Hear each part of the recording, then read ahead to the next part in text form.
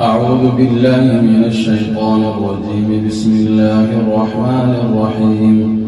قال الملأ الذين استكبروا من قومه لنخرجنك يا شعيب والذين آمنوا معك من قريتنا أو لتعودن في ملتنا. قال أولو كنا كارهين قد افترينا على الله كذبا إن عدنا في ملتكم بعد إذ نجانا الله منها وما يكون لنا أن نعود فيها إلا أن يشاء الله ربنا وسع ربنا كل شيء علما على الله توكلنا ربنا افتح بيننا وبين قومنا بالحق وأنت خير الفاتحين.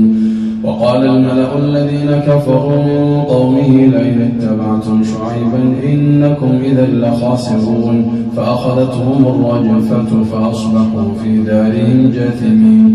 الذين كذبوا شعيبا كأن لم يغنوا فيها الذين كذبوا شعيبا كانوا هم الخاسرين. فتولى عنهم وقال يا قوم لقد أبلغتكم رسالات ربي ونصحت لكم فكيف آسى على قوم كافرين. وما أرسلنا في قرية من نبي إلا أخذنا أهلها بالبأساء والضراء لعلهم يضرعون ثم بدلنا مكان السيئة الحسنة حتى عفوا وقالوا قد مس آباءنا الضراء والسراء فأخذناهم بغتة وهم لا يشعرون. ولو أن أهل القرى آمنوا واتقوا لفتحنا عليهم بركات من السماء والأرض ولكن كذبوا فأخذناهم بما كانوا يكسبون. أفأمن أهل القرى أن يأتيهم بأسنا بياتا وهم نائمون أو أمن أهل القرى أن يأتيهم بأسنا ضحى وهم يلعبون. أفأمنوا مكر الله فلا يأمن مكر الله إلا القوم الخاسرون. أولم يهد للذين يرثون الأرض من بعد أهلها أن لو نشاء أصبناهم بذنوبهم ونطبع على قلوبهم فهم لا يسمعون. تلك القرى نقص عليك من أنبائها ولقد جاءتهم رسلهم بالبينات فما كانوا ليؤمنوا بما كذبوا من قبل كذلك يطبع الله على قلوب الكافرين. وما وجدنا لأكثرهم من عهد وإن وجدنا أكثرهم لفاسقين. ثم بعثنا من بعدهم موسى بآياتنا إلى فرعون وملئه فظلموا بها فانظر كيف كان عاقبة المفسدين. وقال موسى يا فرعون إني رسول من رب العالمين حقيق على أن لا أقول على الله إلا الحق قد جئتكم ببينة من ربكم فأرسل معي بني إسرائيل. قال إن كنت جئت بآية فأت بها إن كنت من الصادقين. فألقى عصاه فإذا هي ثعبان مبين ونزع يده فإذا هي بيضاء للناظرين. قال الملأ من قوم فرعون إن هذا لساحر عليم يريد أن يخرجكم من أرضكم فماذا تأمرون. قالوا أرجه وأخاه وأرسل في المدائن حاشرين يأتوك بكل ساحر عليم. وجاء السحرة فرعون قالوا إن لنا لأجرا إن كنا نحن الغالبين. قال نعم وإنكم لمن المقربين. قالوا يا موسى إما أن تلقي وإما أن نكون نحن الملقين. قال ألقوا فلما ألقوا سحروا أعين الناس واسترهبوهم وجاءوا بسحر عظيم. وأوحينا إلى موسى أن ألق عصاك فإذا هي تلقف ما يأفكون فوقع الحق وبطل ما كانوا يعملون فاغلبوا هنالك وانقلبوا صاغرين وألقي السحرة ساجدين قالوا آمنا برب العالمين رب موسى وهارون. قال فرعون آمنتم به قبل أن آذن لكم إن هذا لمكر مكرتموه في المدينة لتخرجوا منها أهلها فسوف تعلمون لأقطعن أيديكم وأرجلكم من خلاف ثم لأصلبنكم أجمعين. قالوا إنا إلى ربنا منقلبون وما تنقم منا إلا أن آمنا بآيات ربنا لما جاءتنا ربنا أفرغ علينا صبرا وتوفنا مسلمين. وقال الملأ من قوم فرعون أتذر موسى وقومه ليفسدوا في الأرض ويذرك وآلهتك قال سنقتل أبناءهم ونستحيي نساءهم وإنا فوقهم قاهرون. قال موسى لقومه استعينوا بالله واصبروا إن الأرض لله يورثها من يشاء من عباده والعاقبة للمتقين. قالوا أوذينا من قبل أن تأتينا ومن بعد ما جئتنا قال عسى ربكم أن يهلك عدوكم ويستخلفكم في الأرض فينظر كيف تعملون ولقد أخذنا آل فرعون بالسنين ونقص من الثمرات لعلهم يذكرون. فإذا جاءتهم الحسنة قالوا لنا هذه وإن تصبهم سيئة يطيروا بموسى ومن معه ألا إنما طائرهم عند الله ولكن أكثرهم لا يعلمون. وقالوا مهما تأتنا به من آية لتسحرنا بها فما نحن لك بمؤمنين. فأرسلنا عليهم الطوفان والجراد والقمل والضفادع والدم آيات مفصلات فاستكبروا وكانوا قوما مجرمين. ولما وقع عليهم الرجز قالوا يا موسى ادع لنا ربك بما عهد عندك لئن كشفت عنا الرجز لنؤمنن لك ولنرسلن معك بني إسرائيل. فلما كشفنا عنهم الرجز إلى أجل هم بالغوه إذا هم ينكثون فانتقمنا منهم فأغرقناهم في اليم بأنهم كذبوا بآياتنا وكانوا عنها غافلين. وأورثنا القوم الذين كانوا يستضعفون مشارق الأرض ومغاربها التي باركنا فيها وتمت كلمة ربك الحسنى على بني إسرائيل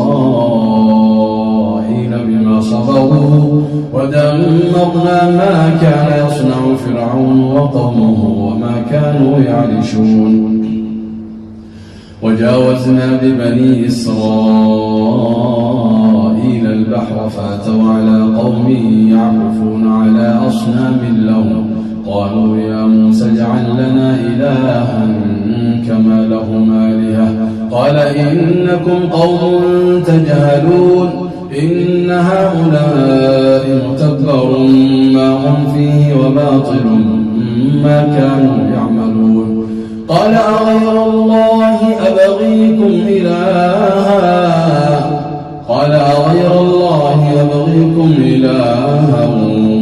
وهو فضلكم على العالمين.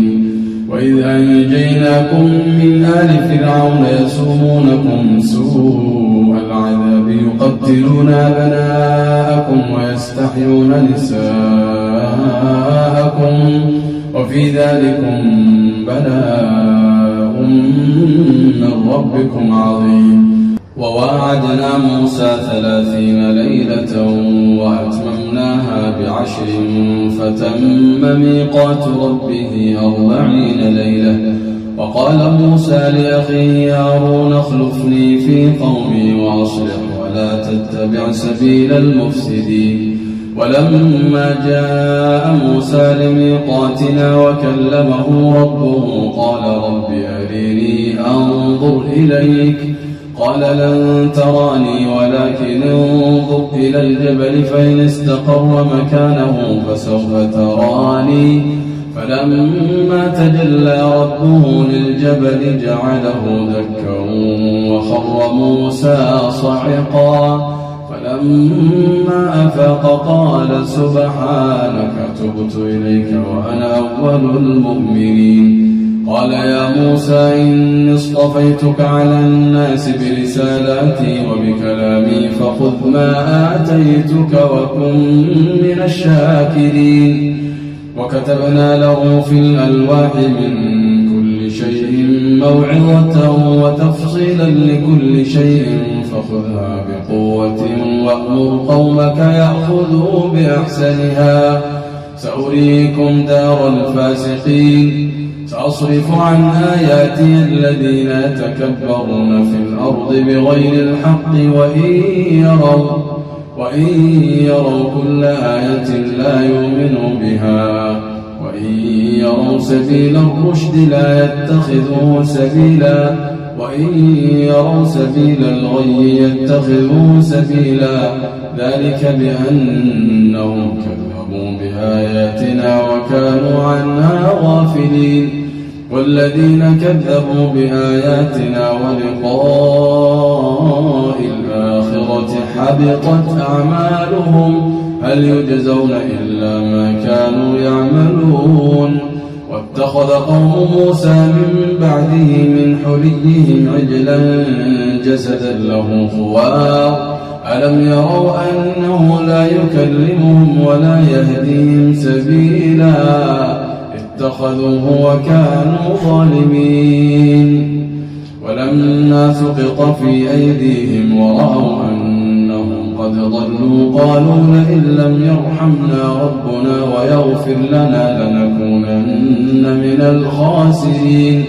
ولما رجع موسى إلى قومه غضبان أسفا قال بئس ما خلفتموني من بعدي أعجلتم أمر ربكم. وألقى الألواح وأخذ برأس أخيه يجره إليه قال ابن أم إن القوم استضعفوني وكادوا يقتلونني فلا تشمت بي الأعداء ولا تجعلني مع القوم الظالمين. قال رب اغفر لي ولأخي وادخلنا في رحمتك وأنت أرحم الراحمين. إن الذين اتخذوا العجل سينالهم غضب من ربهم وذلة في الحياة الدنيا وكذلك نجزي المفترين. والذين عملوا السيئات ثم تابوا من بعدها وآمنوا إن ربك من بعدها لغفور رحيم. ولما سكت عن موسى الغضب أخذ الألواح وفي نسختها هدى ورحمة للذين هم لربهم يرهبون. واختار موسى قومه 70 رجلا لميقاتنا فلما أخذتهم الرجفة قال رب لو شئت أهلكتهم من قبل وإياي أتهلكنا بما فعل السفهاء منا إن هي إلا فتنتك تضل بها من تشاء وتهدي من تشاء أنت ولينا فاغفر لنا وارحمنا وأنت خير الغافرين. واكتب لنا في هذه الدنيا حسنة وفي الآخرة إنا هدنا إليك. قال عذابي يصيب به من أشاء ورحمتي وسعت كل شيء فسأكتبها للذين يتقون ويؤتون الزكاة والذين هم بآياتنا يؤمنون الذين يتبعون الرسول النبي الأمي الذي يجدونه مكتوبا عندهم في التوراة والإنجيل يأمرهم بالمعروف وينهاهم عن المنكر ويحل لهم الطيبات ويحرم عليهم الخبائث ويضع عنهم إصرهم والأغلال التي كانت عليهم فالذين آمنوا به وعزروه ونصروه واتبعوا النور الذي أنزل معه أولئك هم المفلحون قل يا أيها الناس إني رسول الله إليكم جميعا الذي له ملك السماوات والأرض لا إله إلا هو يحيي ويميت فآمنوا بالله ورسوله النبي الأمي الذي يؤمن بالله وكلماته واتبعوه لعلكم تهتدون ومن قوم موسى أمة يهدون بالحق وبه يعدلون وقطعناهم 12 أسباطا أمما وأوحينا إلى موسى إذ استسقاه قومه أن اضرب بعصاك الحجر فانبجست منه 12 عينا قد علم كل أناس مشربهم وظللنا عليهم الغمام وأنزلنا عليهم المن والسلوى كلوا من طيبات ما رزقناكم وما ظلمونا ولكن كانوا أنفسهم يظلمون وإذ قيل لهم اسكنوا هذه القرية وكلوا منها حيث شئتم وقولوا حطة وادخلوا الباب سجدا نغفر لكم خطيئاتكم سنزيد المحسنين فبدل الذين ظلموا منهم قولا غير الذي قيل لهم فأرسلنا عليهم رجزا من السماء بما كانوا يظلمون واسألهم عن القرية التي كانت حاضرة البحر إذ يعدون في السبت إذ تأتيهم حيتانهم يوم سبتهم شرعا ويوم لا يسبتون لا تأتيهم كذلك نبلوهم بما كانوا يفسقون وإذ قالت أمة منهم لم تعظون قوما الله مهلكهم أو معذبهم عذابا شديدا قالوا معذرة إلى ربكم ولعلهم يتقون فلما نسوا ما ذكروا به أنجينا الذين ينهون عن السوء وأخذنا الذين ظلموا بعذاب بئيس بما كانوا يفسقون فلما عتوا عما نهوا عنه قلنا لهم كونوا قردة خاسئين وإذ تأذن ربك ليبعثن عليهم إلى يوم القيامة من يسومهم سوء العذاب إن ربك لسريع العقاب وإنه لغفور رحيم وقطعناهم في الأرض أمما منهم الصالحون ومنهم دون ذلك وبلوناهم بالحسنات والسيئات لعلهم يرجعون فخلف من بعدهم خلف ورثوا الكتاب يأخذون عرض هذا الأدنى ويقولون سيغفر لنا وإن يأتهم عرض مثله يأخذوه ألم يؤخذ عليهم ميثاق الكتاب ألا يقولوا على الله إلا الحق ودرسوا ما فيه والدار الآخرة خير للذين يتقون أفلا تعقلون والذين يمسكون بالكتاب وأقاموا الصلاة إنا لا نضيع أجر المصلحين وإذ نتقنا الجبل فوقهم كأنه ظلة ظنوا أنه واقع بهم خذوا ما آتيناكم بقوة واذكروا ما فيه لعلكم تتقون. وإذ أخذ ربك من بني آدم من ظهورهم ذريتهم وأشهدهم على أنفسهم ألست بربكم قالوا بلى شهدنا أن تقولوا يوم القيامة إنا كنا عن هذا غافلين أو تقولوا إنما أشرك آباؤنا من قبل وكنا ذرية من بعدهم أفتهلكنا بما فعل المبطلون وكذلك نفصل الآيات ولعلهم يرجعون. واتل عليهم نبأ الذي آتيناه آياتنا فانسلخ منها فأتبعه الشيطان فكان من الغاوين. ولو شئنا لرفعناه بها ولكنه أخلد إلى الأرض واتبع هواه فمثله كمثل الكلب إن تحمل عليه يلهث أو تتركه يلهث ذلك مثل القوم الذين كذبوا بآياتنا فقصص القصص لعلهم يتفكرون. ساء مثلا القوم الذين كذبوا بآياتنا وأنفسهم كانوا يظلمون. من يهد الله فهو المهتدي ومن يضلل فأولئك هم الخاسرون. ولقد ذرأنا لجهنم كثيرا من الجن والإنس لهم قلوب لا يفقهون بها ولهم أعين لا يبصرون بها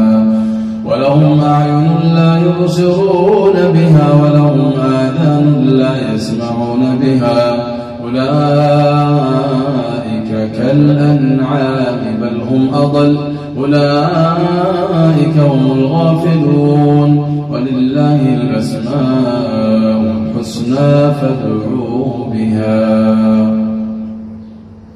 وذروا الذين يلحدون في أسمائه سيجزون ما كانوا يعملون. وممن خلقنا أمة يهدون بالحق وبه يعدلون. والذين كذبوا بآياتنا سنستدرجهم من حيث لا يعلمون وأملي لهم إن كيدي متين. أولم يتفكروا ما بصاحبهم من جنة إن هو إلا نذير مبين. أولم ينظروا في ملكوت السماوات والأرض وما خلق الله من شيء وأن عسى أن يكون قد اقترب أجلهم فبأي حديث بعده يؤمنون. من يضلل الله فلا هادي له ويذرهم في طغيانهم يعمهون.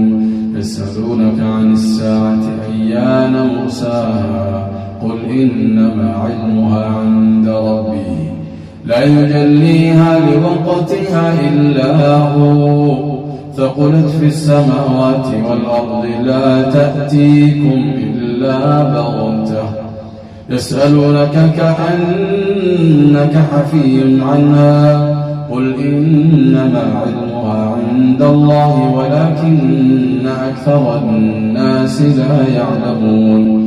قل لا أملك لنفسي نفعا ولا ضرا إلا ما شاء الله ولو كنت أعلم الغيب لاستكثرت من الخير وما مسني السوء إن أنا إلا نذير وبشير لقوم يؤمنون. هو الذي خلقكم من نفس واحدة وجعل منها زوجها ليسكن إليها فلما تغشاها حملت حملا خفيفا فمرت به فلما أثقلت دعوا الله ربهما لئن آتيتنا صالحا لنكونن من الشاكرين فلما آتاهما صالحا جعلا له شركاء فيما آتاهما فتعالى الله عما ما يشركون أيشركون ما لا يخلق شيئا وهم يخلقون ولا يستطيعون لهم نصرا ولا أنفسهم ينصرون وإن تدعوهم إلى الهدى لا يتبعوكم سواء عليكم أدعوتموهم أم أنتم صامتون إن الذين تدعون من دون الله عباد أمثالكم فادعوهم فليستجيبوا لكم إن كنتم صادقين ألهم أرجل يمشون بها أم لهم أيدي يبطشون بها أم لهم أعين يبصرون بها أم لهم آذان يسمعون بها قل ادعوا شركاءكم ثم كيدون فلا تنظرون إن وليي الله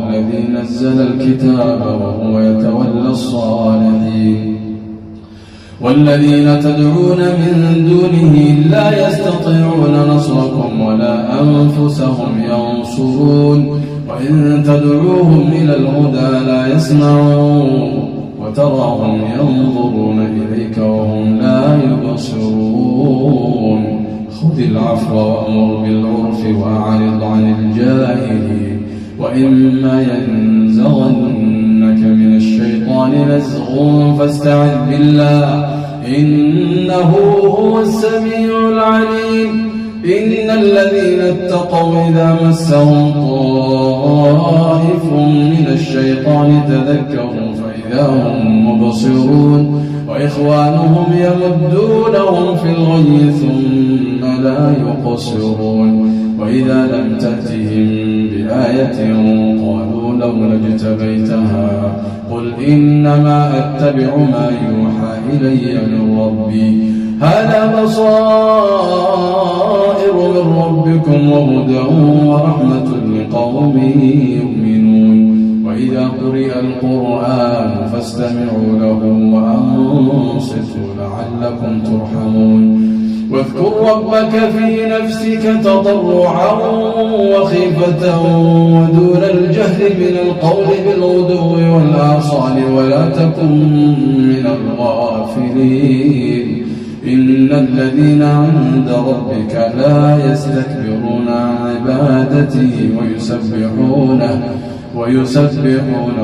وله يسجدون بسم الله الرحمن الرحيم يسألونك عن الأنفال قل الأنفال لله والرسول فاتقوا الله وأصلحوا ذات بينكم وأطيعوا الله ورسوله إن كنتم مؤمنين إنما المؤمنون الذين إذا ذكر الله وجلت قلوبهم وإذا تليت عليهم آياته زادتهم إيمانا وعلى ربهم يتوكلون الذين يقيمون الصلاة ومما رزقناهم ينفقون أولئك هم المؤمنون حقا لهم درجات عند ربهم ومغفرة ورزق كريم كما أخرجك ربك من بيتك بالحق وإن فريقا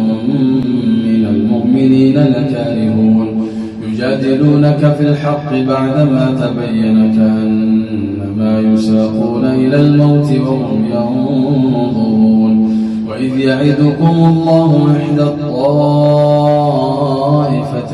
أنها لكم وتودون أن غير ذات الشوكة تكون لكم ويريد الله أن يحق الحق بكلماته ويقطع دابر الكافرين ليحق الحق ويبطل الباطل ولو كره المجرمون إذ تستغيثون ربكم فاستجاب لكم أني ممدكم ب1000 من الملائكة مردفين وما جعله الله إلا بشرى ولتطمئن به قلوبكم وما النصر إلا من عند الله إن الله عزيز حكيم إذ يغشيكم النعاس أمنة منه وينزل عليكم من السماء ماء ليطهركم به ويذهب عنكم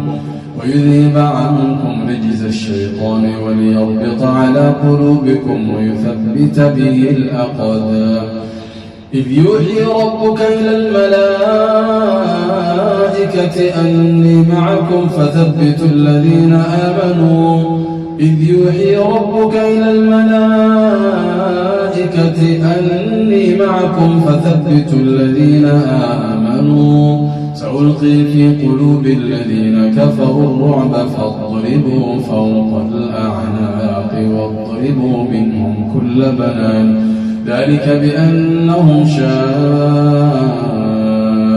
الله ورسوله ومن يشاقق الله ورسوله فإن الله شديد العقاب ذلكم فذوقوه وأن للكافرين عذاب النار يا أيها الذين آمنوا إذا لقيتم الذين كفروا زحفا فلا تولوهم الأدبار ومن يولهم يومئذ دبره إلا متحرفا لقتال أو متحيزا إلى فئة فقد باء بغضب من الله ومأواه جهنم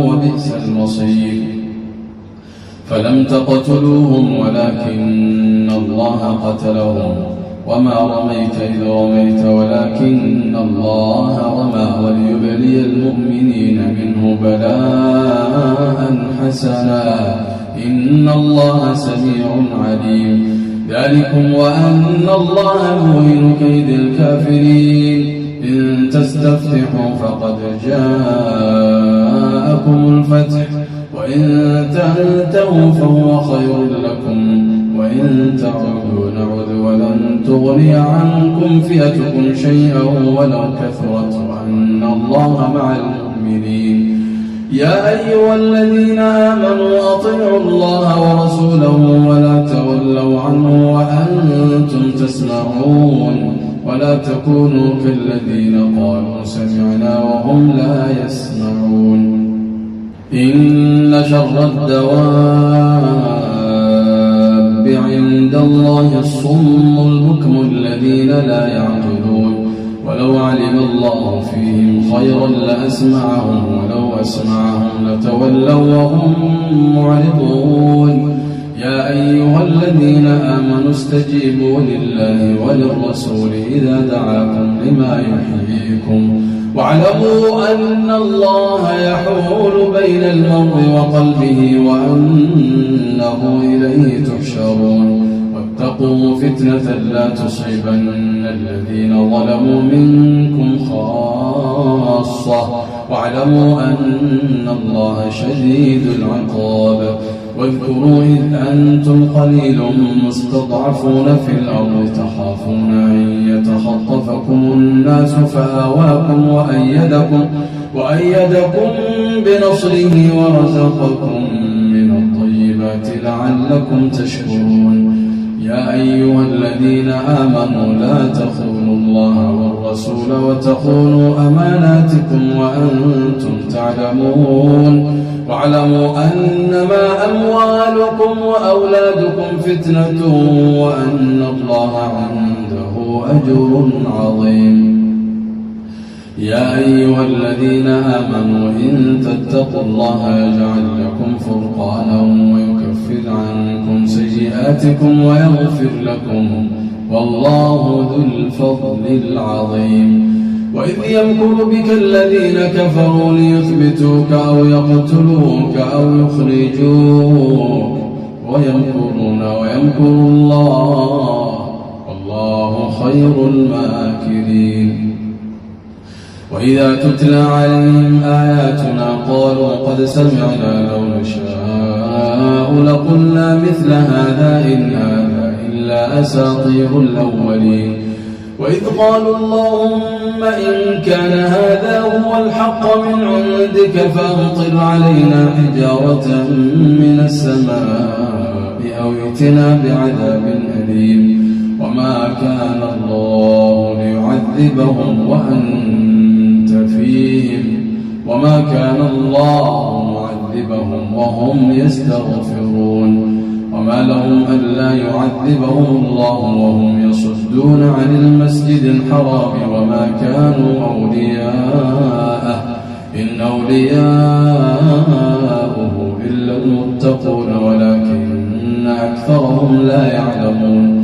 وما كان صلاتهم عند البيت إلا مكاء وتصدية وما كان صلاتهم عند البيت إلا مكاء وتصدية فذوقوا العذاب بما كنتم تكفرون.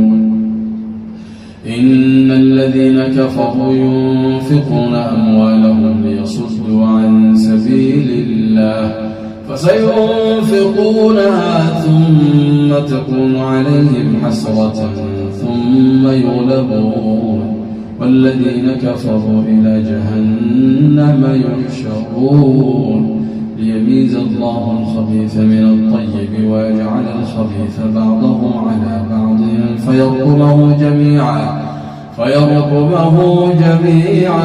فيجعله في جهنم أولئك هم الخاسرون.